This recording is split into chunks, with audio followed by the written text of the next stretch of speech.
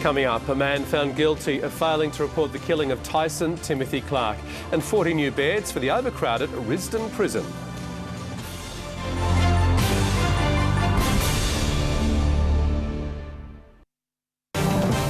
Across Tasmania, this is Win News. Tonight, a man found guilty of failing to report the killing of Tyson Timothy Clark. 40 new beds for the overcrowded Risdon prison. And UTAS pays tribute to its servicemen and women. Good evening, I'm Bruce Roberts. Also tonight, a new take on this year's Taste of Tasmania New Year's Eve celebrations, plus a week-long festival to showcase the state's booming sparkling industry.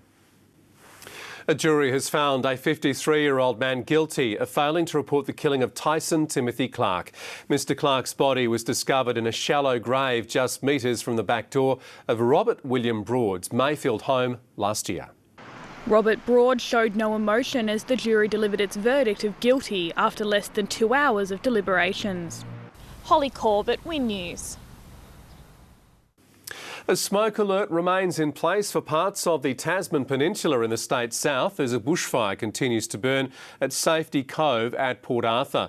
The fire has torn through 63 hectares with 7 crews battling the blaze. The Tasmania Fire Service is urging people with medical conditions to avoid smoke from the fire, while those travelling in the area should drive slowly with their headlights on.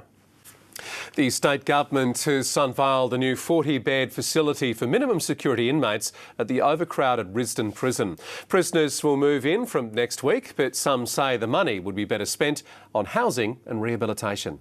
The walls have been fitted and the beds are in place. This brand new facility at Ron Barwick Prison is about to become home to 40 inmates from as early as next week. For the first time in TPS, this unit has also been redesigned and reconfigured to allow us to better care for prisoners.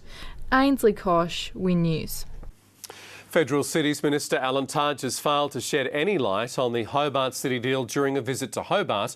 3 of the 4 metropolitan and newly sworn-in mayors were in attendance with a hope the deal will be finalised by the end of the year. This is not a Christmas stocking.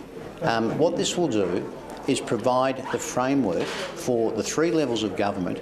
Representatives from the dairy industry in the state's northwest have become the first in Australia to have a say on the proposed mandatory code of conduct for the sector. The code is the result of the ACCC's dairy inquiry.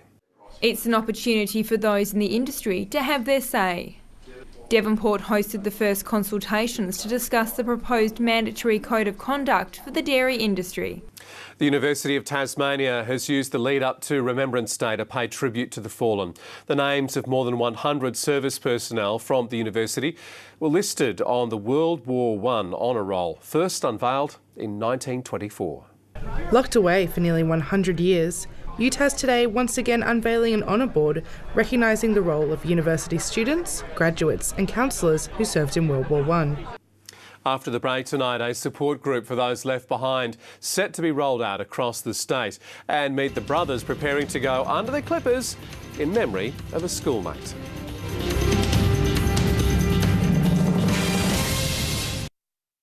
It's a leading cause of death in Tasmania, and experts say every suicide shatters more than 100 lives. Now, thanks to an epic fundraising effort, a bereavement support group to help those left behind can continue to expand across the state.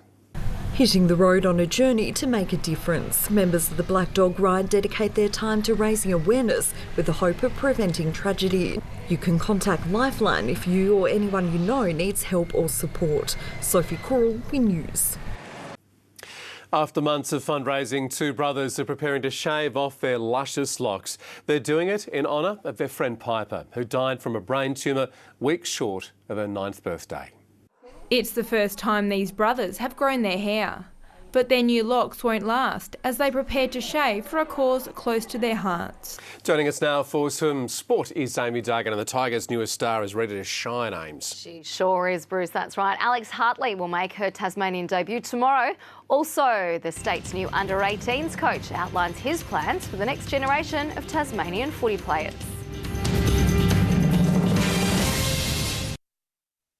Ben McDermott's stay with the Australian squad set to be extended after being selected in the T20 squad to face South Africa and India. McDermott's also been named captain of the Cricket Australia 11 team that will play South Africa in a warm-up game.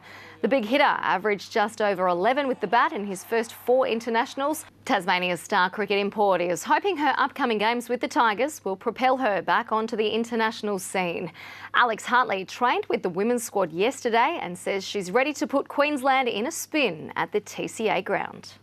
Hartley is joining the Tigers after missing out on England's team for the T20 World Cup in the Caribbean.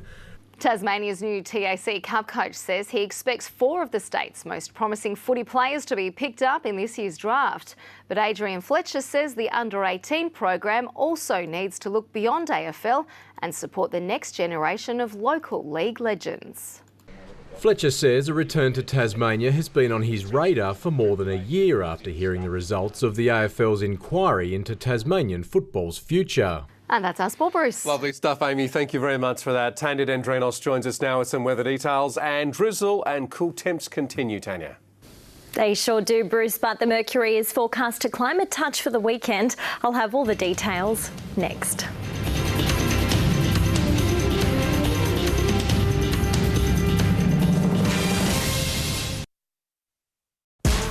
This report brought to you by Sporty Feature Pack Mazda 3. It's time to own it.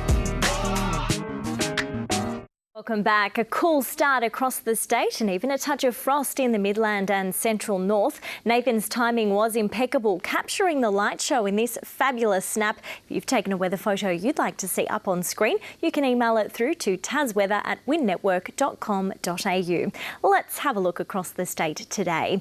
Devonport had already hit its top of 16 just after 11 this morning. 20 was the high for St Helens today. The mercury stretched to 15 at Strawn, but the warmest it felt was half of that. Hobart hitting a high of 18 degrees after starting off with 5 and a very icy -3 to start the day at Mount Wellington. Taking a look at the rainfall in the 24 hours to 9 a.m, Warra picked up 21 millimetres while 12 fell at Butler's Gorge. On the satellite and synoptic, a slow-moving high lies over South Australia, directing a westerly stream over Tasmania. As that high tracks eastward tomorrow, a weakening cold front will cross the state in the evening ahead of another high expected by Saturday.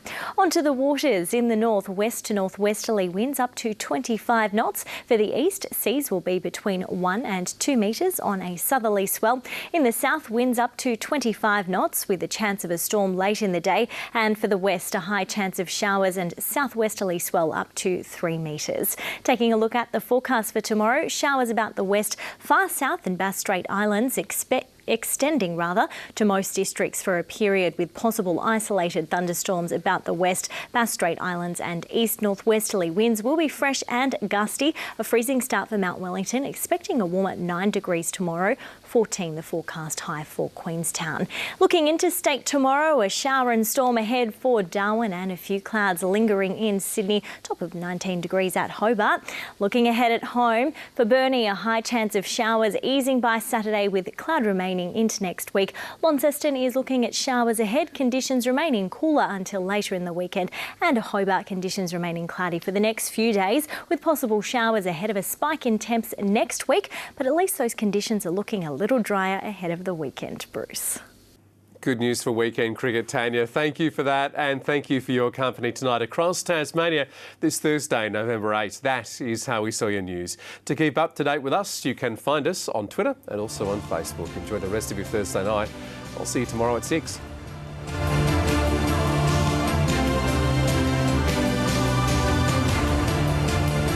This has been a Win News presentation. Win News, Regional Australia's #1 news source.